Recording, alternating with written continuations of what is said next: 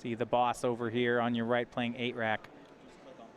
John Rossum of Lotus Box having some good tournaments as of late. Really, I think we were back in Cincinnati Open. He really ran away with the Swiss of the tournament, going a 15-0 with a blue-white monument. Ended up taking second in that tournament.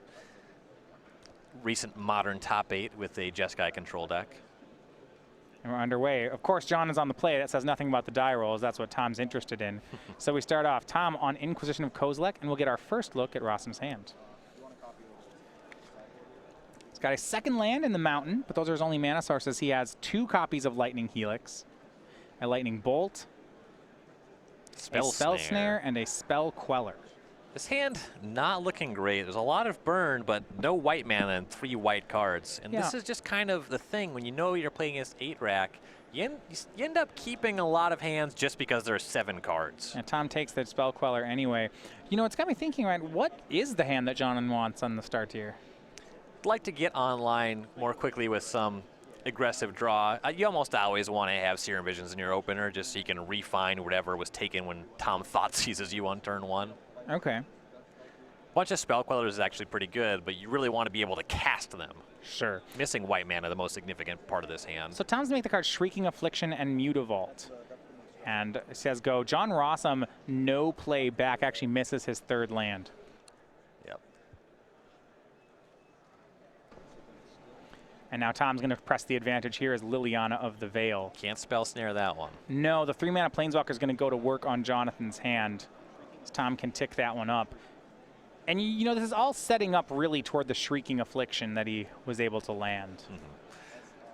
With Rossum not making land drops, it will take a little bit more time to get low on cards in hand. I suppose, yeah, that's one way around Liliana's if you just skip your land drops, but that not a real one. Liliana will tick up to 4.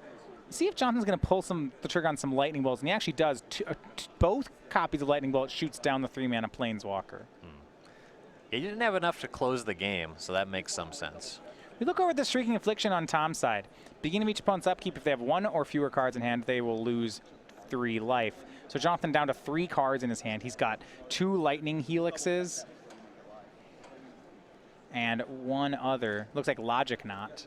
Tom taking a look at that Mutavault, setting up to give Team Ryan a bingo. Yeah, that's not the spirit of the square, Big but it is sliver technically attack. correct. The Big player sliver attacks with a attack coming sliver. in. Boo. And that's going to do Boom. it. Tom goes ahead and attacks in for 2. Bingo for Team Ryan. The first official bingo of the SCG Tour. Regulation bingo. No, it still definitely counts. Another land from Jonathan, and Tom will continue the attacks. Lightning Helix shoots down the Mutavault. Yeah.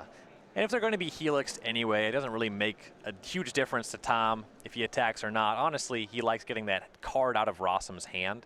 That makes it so the Shrieking Affliction can start to go to work. And plenty of lands for Tom. And here we see a Smallpox coming down.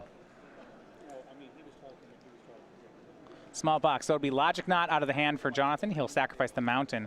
Tom Ross discards Fatal Push, sacrifices a Swamp. And I believe that Tom's last card is another Shrieking Affliction. That's a great pickup here, especially as Jonathan's down to 1 card in hand. Damage is going to begin here. That's exactly what Tom's going to do. Yeah, Lightning Helix can be nice in this matchup. If the race is close, it does a good job at tipping things in your favor. But just the permanent damage source of the Shrieking Affliction, that's going to pull Tom ahead here. Players have taken some incremental damage here. We'll get the life totals updated as soon as we can. The one you really need to look out for is John Rossum's side. Yeah, Tom's life total not under any significant pressure. Another nice thing that Smallpox does in this matchup is it makes it really difficult for Rossum to get to the point where he can actually activate an attack with Celestial Colonnade. Okay. Another Shrieking Affliction. This looks like on upkeep, Rossum is going to take 6. It's 3 off each copy of Shrieking Affliction. And he'll cast Geist of St. Trapped, but that puts him down to 1 card in hand again. So it's 6 damage both ways as players now play off the top of their deck. So Swamp off the top for Tom, and he does not yet have Raven's Crime. So in the following turn, Rossum could potentially just stop taking damage. And Jonathan taking 6 again. And now there's pressure on Tom to have something like Mutavault or Smallpox. Yeah, he'll play the Rack. So the Rack deals 1 damage for each card less than 4 that the player has. And Jonathan continues attacking. Tom takes 6 more. So that's 2 hits off Geist, and there's been a Marsh Flats, so I believe Tom should be at 7 here. Well, also, no, hold on. There was a smallpox. All right, he should be at 6. He should be at 6. I think that's going to be, yeah. I believe that's going to be another hit. Tom, a draw here, but can it do anything? It can't. John Rossum's going to go ahead and take the first game. It would have to be another smallpox or Liliana or something. You know, and for all the talk we had about Guys of St. Trapped not being a liability in the matchup, we did see Tom cast a Liliana, cast a Smallpox, but there reaches this point where both players are out of cards, and in that situation, a top-decked Geist of St. Trapped can carry it away. Yeah. Yeah, and given that Tom's Smallpox didn't hit a creature, maybe there was an argument for him to hang on and try to hit that at a different point in the game. Yeah. I mean, possible, but at the same time, you know, he really would like to get those taken care of. You do want to get your afflictions online. Yeah, that especially when you have sense. 2. So we're going to look at some cards on the sideboard. Tom has 3 copies of Delirium Skeins, 2 Asylum Visitor, 2 Nile Spellbomb, 2 Bantu's Last Reckoning, a Death Shadow, a Leyline of the Void, a Relic of Progenitus, a Fatal Push, a Ratchet Bomb, and a Shadow of Doubt. Not a ton that really comes in here. You likely bring in your Relic against any Snapcaster Mage deck. That can play a little bit there. Extra Fatal Push for Spell Queller, though he doesn't have a lot of ways to trigger Revolt, so it's not really that good. That's not great. Now, how do you feel about a card like Delirium Skeins to just rip apart everybody's hand? So Tom largely has this as an answer to Leyline of Sanctity, just so it's a way to get at your opponent's hand. Okay. Now, that's a card that Jonathan could have, but unclear if he would. Right. And also, if you're in the on the draw every game, or where you could expect to be, it's hard to get this one through a Spell Queller. Sure. Sure, I can see that. Yeah, I do like the Nile Spellbomb that you'd mentioned there. Unclear if there's anything else, or Nile Spellbomb and Relic of Progenitus kind of cards. You might see Bantu's Last Reckoning just to deal with Geist to get another answer to that one. Well, it's interesting. So we did see Tom lose to Geist, but I wouldn't say his main deck is short on ways to deal with it. It's more whether or not, because all Tom's discard is for both players, right? You know, Liliana, Smallpox. I'm wondering if he wants, you know, answers number 9 and 10, or whether he just has to pace them differently. Well, because you have these discard effects that hit both players, it's not the worst to have 1 or 2 cards that you don't love having in your deck. Sure, yeah, having Axure of an effect is, having Axures of something is fine. You can always pitch it. I do like that argument. You want to make sure you have the correct thresholds of the stuff you really want. Yeah. All right, so let's look at Jonathan's sideboard then. 2 Dispel, 2 Relic of Progenitus of his own, 2 Disdainful Stroke, 2 Pia and Kiran Nalar, an Engineered Explosives, a Celestial Purge, a Negate, a Wear and Tear, a Vendilion Click, and Is It Staticaster, and a Supreme Verdict. Explosives is great as an answer to the rack and what have you. Celestial Purge is quite good. It can deal with Liliana. It can also deal with Shrieking Affliction. Wear Tear deals with both of the rack type effects. That one's also quite good. You could see stuff like Vendilion Click, just because it can be a little bit difficult for Tom to deal with. The fact that it dies to Funeral Charm is a little bit unfortunate, but just an extra piece of pressure to apply is pretty nice. And you'll likely see Relic of Progenitus come in, both because it's something that can just be discarded to a potential Wrench Mind. That does line up pretty well. Or sometimes you just get it on the battlefield, and then you use it to inevitably draw a card in a window where it maybe prevents you from taking damage to Shrieking Affliction. All right, players are still kind of deciding the sideboarding here for this matchup. Now, Tom Ross, you may know him as the leather jacket guy, moving away from that one, at least for this tournament. You can also, though, know Tom Ross as the Star City Games t-shirt guy. You can look just as good as Tom Ross with your StarCityGames.com t-shirt. It is the official shirt of the SCG Tour. Cotton poly blend and printed in the United States at StarCityGames.com/apparel. There's no guarantee that you will look as good or better than Tom Ross while wearing this t-shirt. Little disclaimer on the ad. Appreciate. Legal said we had to add that part. And I'm still contemplating some of the sideboard options here. It's interesting. Against traditional Jeskai, like blue-white control, Snapcaster control, this is a matchup that's really good for Tom Ross. You know, someone who's just planning to draw some cards, hang out. Tom's real good there. The card Guys to St. Trapped sets up a really interesting dynamic here. It's harder to leverage Geist than it is to Tassiger plus Disdainful Stroke out of a Grixis deck, but there is a lot of really powerful play here. Geist unanswered closes games so quickly. For Jonathan Rossum, 19-year-old from Spencer, Massachusetts, 3 open top 8s. We mentioned 2 of them coming just in the last month or so. Still looking for his first win, but part of Team Lotus Box. He's a singer and an actor, been the male lead in a number of musicals. a former Hearthstone player and captain of the Bryant University Hearthstone team. Which character is the male lead in Legally Blonde? I don't know. I don't know it as the musical. I know it as the movie. Yeah, it's been a minute since I've seen Legally Blonde. I bet Jonathan knows. It is an underrated film. I will say that much. Not that I can name any of the characters that aren't Elle Woods. And I don't even know if there's an S at the end of her last name or not. But there you go.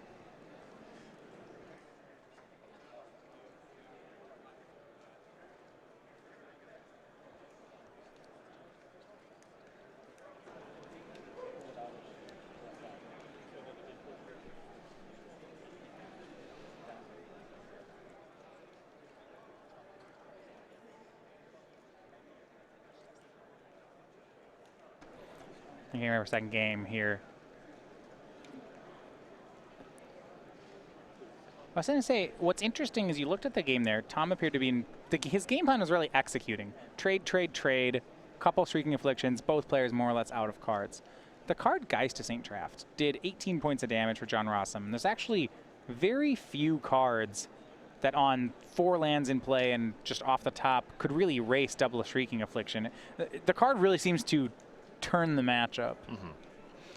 It has a low floor and a high ceiling. Yeah. It has the highest ceiling of any card in the deck. That much is absolutely true. And against multiple Rack or Shrieking Affliction effects, it's going to be Rossum's most important card by a very wide margin. Tom, of course, going to put Jonathan back on the play for game 2. Both players keeping 7s, and here we go. Tom starting off on Urborg into Nile Spellbomb. Those coming out of the board. Pretty free against a Snapcaster Mage. I like how it lets Tom artificially empty his hand without actually emptying it. Yeah. Nice redraw. Mutavault from Tom, and Jonathan's going to end step a Snapcaster Mage. Tapping that Scalding Tarn using Urborg. Nice. Tom says, wait, you tapped a Scalding Tarn. And Jonathan says, I know. Yeah. Twitch chat says it too. Table Judge Can't says do that. it. Can't do that. Yes, you can. And Snapcaster will get the attack in. Tom's going to drop down to 18. Ooh, and there's Geist. And this is a real reason why you see the Snapcaster to start things off. It insulated him against Smallpox, but Fatal Push into Liliana. Yeah, that's so good. Huge swing for Tom Ross. So yeah, the Fatal Push takes care of the Snapcaster Mage, and that clears the way for the Planeswalker to remove Geist of St. Traft before it starts dealing damage. And that's going to be big here. Jonathan will go down to 19 here to use the Scalding Tarn now. Gets him access to red mana. Steam Vents into play. Looks like tapped to cast Lightning Bolt. Okay, so he shot. So Jonathan went down to 17 to shock for Lightning Bolt, and then takes care of Liliana. So board's clear, at least for now. And from here, Rossum has Logic Knot backup, though most of Tom's spells are relatively low impact. Something like Raven's Crime, you're never going to meaningfully Logic Knot that. Yeah, we look at Jonathan's hand. He's got Serum Vision, Snapcaster Mage, Logic Knot, Cryptic Command. If he can find the lands to make all these spells, these are great cards. Wrench Mind, though, going to be tried from Tom. That's worth a counter spell. That's a counter. Yeah, Logic Knot. Going to tap 2 and delve away 1, 2 cards should be enough. So this is interesting, Ryan. Tom could have avoided the counterspell by Nile Spellbombing Jonathan and then casting Wrench Mind. Yeah. You'd really have to have the read to make the play, though. Yeah, you're absolutely right. And Tom's going to go ahead and take care of Jonathan's graveyard on end step, and then we go back over to Tom's turn. Still 17 and 18. Now Jonathan has Cryptic Command online. 5 cards in Tom's hand. One of them is the Delirium Skeins out of the sideboard. But we'll see if he can actually build up to it. Here's Inquisition of Kozilek. We see Jonathan's hand. Snapcaster Mage, Cryptic Command, Serum Visions. Can't take the Cryptic Command. This is a powerful hand. Tom not likely to be able to convert Delirium Skeins against Cryptic Command. Well, what's interesting is Tom's hand has a Nile Spellbomb in it. So we'll see if he actually... Normally, I think he would take Snapcaster Mage, but given that he has the Spellbomb, this is close. Yeah. Rossum's going to be trying to find another copy of Geist of St. Traft. Right. Tom's still going to take Snapcaster Mage and then cast the Spellbomb. Gives Jonathan the opportunity to Cryptic Command it. Jonathan declines. Unless Rossum finds another land, he can't Serum Visions and Cryptic Command on the same turn. Sure. So there's some tension in the hand. Mutavault will come across. Jonathan will go down to 15.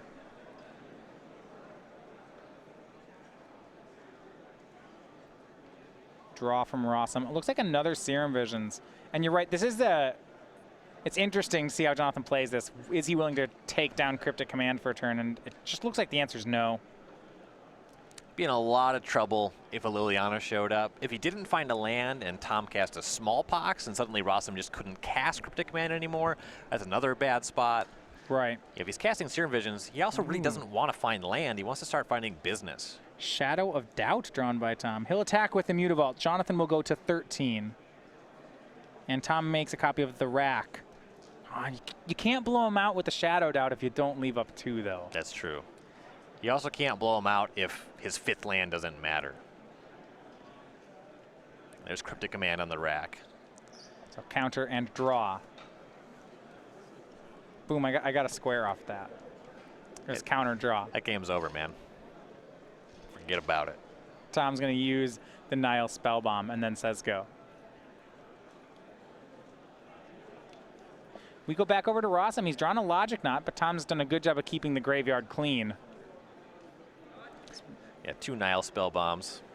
No leftovers for Rossum. Shadow of Doubt, Delirium Skeins, Liliana the Veil. Raven's Crime. One other in hand here for Tom Ross. He has no lands in hand, so he can't retrace the Raven's Crime. And it looks like his test spell is going to be Delirium Skeins. So this one from Dissension, both players discard 3 cards. Jonathan, none of that. He'll go ahead and counter. Yeah. Just tapping a bunch of mana for Logic Knot. Yeah, and then Raven's Crime hits Serum Visions. Jonathan trying to recover. Here's Serum Visions of another. Scries 2. Picked up a Lightning Helix, but Tom's still at 18. The burnout plan is a ways off. Yep. And Tom picking up Raven's Crime, I think, is just a concern for Rossum. Eventually, Tom will run him out of counter spells and then just make a Liliana. Right. Inquisition of Kozilek from Tom. Jonathan has 2 cards. Well, Tom will get a look at him. And if the coast is clear, this will allow that Liliana left in Tom's hand to resolve. Then Tom will really start going to work. Yeah. Yeah, is Jonathan going to use that Lightning Helix in response? He will. So Tom's going to drop to 15. Jonathan will go back up to 16. Now the Inquisition of Kozilek resolves. It hits the Celestial Purge in Jonathan's hand, and he is empty-handed. Hitting Celestial Purge is really fortuitous for Tom. It's one of few answers to things like Liliana. And how about this Asylum Visitor out of Tom? And Jonathan's going to read it, and we're going to do the same here from Shadows over Innistrad. This one, the 3-1 for 2. Now, Tom can Madness into play sometimes. He's not here. He's just casting it. It's much like a Blood Scrivener. At the beginning of each player's upkeep, if that player has no cards in hand, then Tom draws a card and loses a life. So because Jonathan had no cards, Tom drew. It's kind of strange that way. Right. This card's part of a lot of Tom's sideboard plan, just in a ton of matchups. Yeah, and now he's outdrawing Jonathan. Well, the issue is that he can start retracing the Raven's Crime in his graveyard and just keep triggering Asylum Visitor. Here's an attack for 3. Lightning Bolt from Rossum. Fair enough. And actually, that sequencing was really nice on Tom's side. Yeah, now he knows he'll be able to get a Liliana down if he wants that. Well, it's like I would have wanted to fire off Raven's Crime on the card. And then but you because just lose a land for yeah, nothing. Yeah. And here is a land and a Liliana. Tom will discard his own Delirium Skeins. Makes sense. Sure. Card's not doing anything for Tom anymore. And he's down to 1 card. Liliana's going to start ticking up.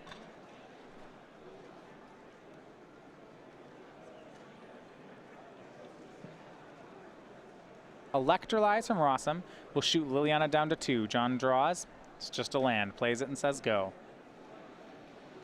In this game, Rossum does have 6 lands, but notably no Celestial Colonnade. Tom's cycling the Shadow of Doubt on end steps. Now Jonathan knows. Tom has Smallpox in hand. That's not going to do much. John, though, empty-handed. He'll take 2 off Mutavault, go down to 13. Tom's hand, Raven's Crime, Smallpox. We'll go ahead and get rid of the Raven's Crime so that he can put another counter on Liliana. And we keep going. Another Smallpox for Tom. 2 more damage. John down to 11. The methodical win here. See Tom just, 2 a turn, 2 a turn. Just doing it the honest way. Winning the resource war. And Rossum just running, lands off the top. Jonathan to 9. 2 more. Discards the Swamp. He's not letting Jonathan keep any cards in his hand, so there's just no defense here for this slow 2 damage play. And now Tom stops. Jonathan had a land card he didn't play. So we'll see. Tom's going to play Shrieking Affliction. Then play Smallpox. That'll get rid of the card in Jonathan's hand. Will Jonathan cast something in response? Still no activation of Liliana yet, so it could check something like a Spell Queller. Yeah. Lightning Helix puts Jonathan back up to 12, Liliana down to 2. Attention Magic players. Remember that you can register for tomorrow morning's classics today. Mutavault going to swing in. Jonathan will go down to 10. But the Shrieking Affliction is going to speed up the clock here. So Jonathan's down to 10 on the attack. He's going to go to 7 on his upkeep. So here we go. Jonathan down to 7, draws a card. There's no way to get out from the Affliction here. Yeah, he's going to pick up his cards. It's the incremental damage just adding up too much. And Tom Ross evens it up at 1 game apiece. Rossum tapping out. And, that's really what the Tom Ross wins, I think, look like here. It's this slow attrition grind. Eventually, Jonathan draws lands, and then Tom takes advantage. Yep. That's just trying to establish a state where both players are playing off the top and hoping to have 1 or 2 permanents that generate advantage every turn. Yeah, and we saw so many of Tom's sideboard cards. We saw Delirium Skeins, Asylum Visitor, Nile's Spellbomb, Shadow of Doubt, all coming in this matchup. Unfortunately, we didn't see the Shadow of Doubt convert into anything meaningful. Yeah, that part is sad. I'm looking at the cards that Tom would be getting away from. Maybe some number of Thoughtseize or Funeral Charm or Fatal Push. That stuff all tracks. A little bit tough to do anything meaningful with those cards in this matchup. He doesn't have a lot of ways that get him Revolt, and the stuff he wants to Fatal Push usually is just Spell Queller. Fatal Pushing Snapcaster Mage doesn't do anything. Funeral Charm's only okay. When your opponent plays so many instant speed stuff, draw step discard's not great. Well, if you haven't had a chance to head over to the Star City Games store this week, we have our weekly sale. This is a different item from the store on sale every week. This week we've been giving 10% off select graded and scanned vintage and legacy singles. There's deals all over, so you're going to want to check it out. And make sure you come by next Monday when we start next week's weekly sale over at starcitygames.com/weekly sale. You too could own a 9-graded Black Lotus. I personally could not own a 9-graded Black Lotus. You would need some collateral on that loan.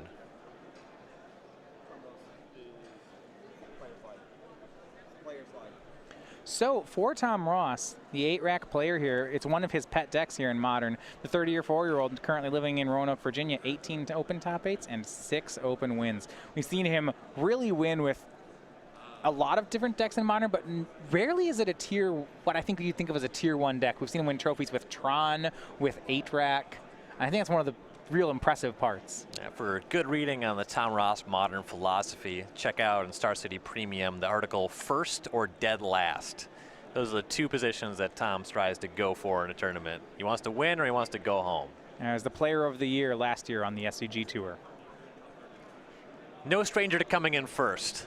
No. You see the resume there. No, Tom, I mean, the real intimidating part is how often he converts on those top 8s.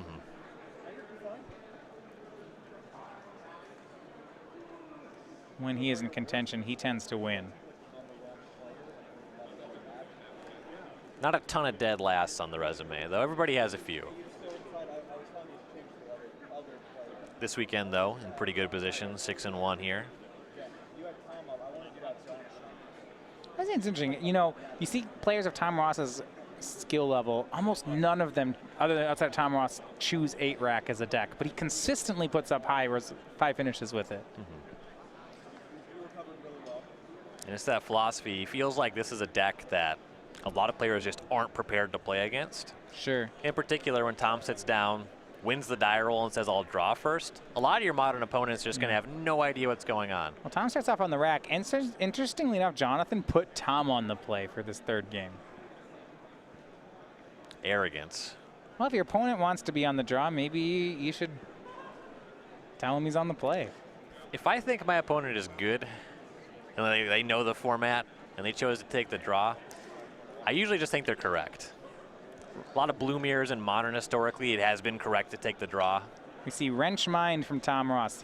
Jonathan has to discard 2 cards unless he discards an artifact. No artifacts in the Jeskai list, so this is going to be a Couple in the sideboard, but... So Tom was -1 card for being on the play. He's going to make that up with this one. Yeah. Turn 2 Wrench Mind, really punishing here. Lightning Bolt and Helix hit the graveyard of Rossum. Just draws Serum Visions. He'll go ahead and fire that one off.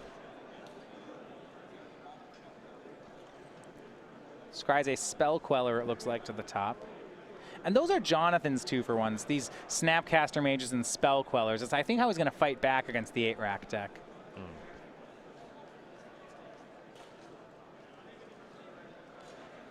Thoughtseize from Tom Ross. He'll go down to 18.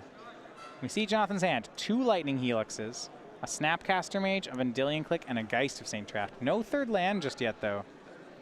Depending what's in Tom's hand, you're going to look at one of these creatures for sure. Those Lightning Helix, those are staying in Rossum's hand. Yeah. So the ability of Snapcaster Mage to redraw with Serum Visions, that is kind of threatening in this kind of matchup. So you might be looking at that. If you don't have an Edict effect, you probably just have to go for Geist. Tom's going to take Geist to St. Traft. Makes sense. We'll go see what that scry to the top was for Jonathan. It looks like it's actually a 3rd land, which makes sense. It's going to be a Scalding Tarn. And if we'll see Vendilion Click, Jonathan's going to go. We'll see whether it's to 19 or 17 here on Tom's draw step. With 2 red spells in hand, I assume we're getting a Steam Vents. Yeah, so Jonathan down to 17. Vendilion Click will show Tom's hand. It is Raven's Crime, Land, Delirium Skeins. Interesting enough, this hand is really Vendilion Click proof. Yeah. He has a build your own skates? Yeah. Yeah, just keep them. That makes sense. Yeah, let's him keep them all. So Tom's going to cast Delirium Skeins. Everybody gets rid of all the cards. No one has any cards left. The rack versus Vendilion Click. Well, 3 damage each. Tom goes to 18. Pretty nice for Tom that Rossum's losing those 2 Lightning Helix. It's 14 and 15. Tom's actually ahead here, and now we'll make Asylum Visitor. So Jonathan's upkeep. Tom goes to 14, but he'll draw a card. Oh no, Jonathan had a card in hand. Card. Yeah, Tom will be drawing on his turn. Okay, so it's 14, 15 still. Be really good for Rossum if he could produce a Lightning Bolt here, or Lightning Helix even better. Yeah, any removal spell. He'll attack Tom down to 12, and the race is on. A land from Rossum, he'll pass. Tom, upkeep, goes down to 12, and now I believe to 11 from the Asylum Visitor. Raven's Crime, he'll discard a Swamp. He wants that card in John's hand. I want to say that it's a Cryptic Command. Now, John's going to go to 12 on the 11 on the fetch land. He'll join Tom. This can be used to prevent some damage, kind of gain life in a couple of ways, but it doesn't really amount to very much. Right. See what the modes are. Counter draw, and then Tom goes ahead and retraces again, gets the card out of Jonathan's hand. So, and no bounce here. No worry, yeah. So Tom needs to attack with the Asylum Visitor, and the rack's going to do 3 more damage. Yeah, this is a race that Jonathan's losing very quickly. Tom's not going to attack. Draws on Jonathan's turn, so John goes to 8, Tom goes to 10. Is there a reason to not attack? I'm not coming up with one. Yeah, Vendilion Click puts Tom down to 7. Maybe he thought it was summoning sick. That could be. Pace of play has been pretty quick. Yeah. Pass back to Tom. We see Electrolyze, 1 and 1. So Asylum Visitor down. Tom Ross takes a point of damage. John draws a card. It's a really strong draw here. Tom will retrace the Mutavault, getting rid of John's card. And a second copy of the rack drawn by Tom. Rossum needs Engineered Explosives. He's down to 2. He draws Snapcaster Mage. Snapcaster on Serum Visions. I don't... Oh, Snapcaster on Lightning Helix. And I think we may have a couple points of damage left there, so it looks like a concession. Is that going to do it for Rossum? We'll going to confirm the confirm. result Yeah, we're going to here. confirm life totals here. It looks like the Snapcaster Mage, the way he played it, was the draw Rossum was looking for. Yeah, Lightning Helix is a big swing in life. We're going to confirm the outcome of this match.